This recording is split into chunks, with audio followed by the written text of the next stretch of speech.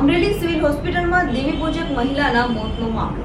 Amreli civil હોસ્પિટલમાં દેવી પૂજક મહિલાના મોતના મામલે વિવાદ વકર્યો છે. અમરેલીની શાંતાબા હોસ્પિટલમાં સારવાર દરમિયાન મહિલાનું મોત નીપજ્યું હતું.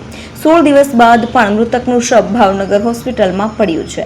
દેવી પૂજક સમાજ દ્વારા ફરી અમરેલી કલેક્ટરને આવેદનપત્ર પાઠવાયું હતું.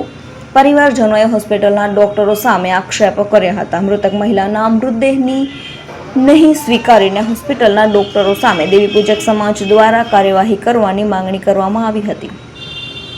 ફોરેન્સિક પીએમ બાદ પણ પરિવારજનો દ્વારા મૃતક મહિલા ભાનીબેન હરીશભાઈનો મૃતદેહ નથી સ્વીકારાયો.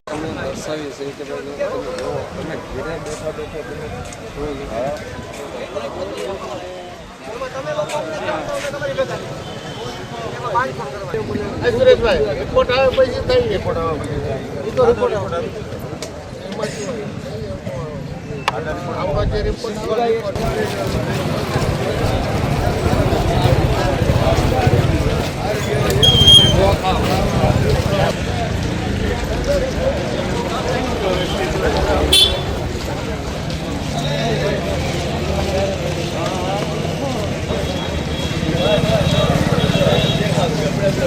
ખવડાવવા જાવ એ પૈસો તમે એને ખવડાવો ને એની કરતા તો એને કહો હવે તમારો પૈસો તો તમારો ઈ ખાય.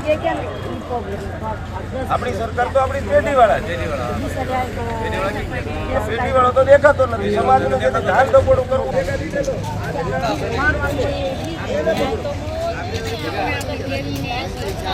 કાંઈ મળવા પાત્ર થતું હોય તો એ માટે પણ અમે આને લખાણ કરશું. એ હું તમને 100% કહું છું. હું હેલ્થને પણ લખાણ કરીશ, હું સમાજ કલ્યાણ અને સમાજ સુરક્ષાને પણ લખાણ. કોઈ કારણ નથી. અમે તમારે દર વખતે મળ્યા છીએ, તમને આ વાતય કરી છે અને અમુક વસ્તુઓ તમે નથી કીધી એવી પણ સામેથી કરી છે. બરાબર છે? દાખલા તરીકે એમણે ખાલી તપાસની વાત કરી હતી. બરાબર છે? પોલીસ રિપોર્ટ સિવાય તપાસ ન થઈ શકે. તેમ છતાં અમે આમાં પ્રાયર કીધું કે સાહેબ આ બે વસ્તુઓ એ સિવાય પણ કીધી છે અને અગાઉની બનેલી ઘટનાનો નિર્દેશ કરેલો છે. તો એના બીજ ઉપર આપણે આરોગ્યમાં પણ સરકારમાં ડેપ્યુટી સેક્રેટરીનો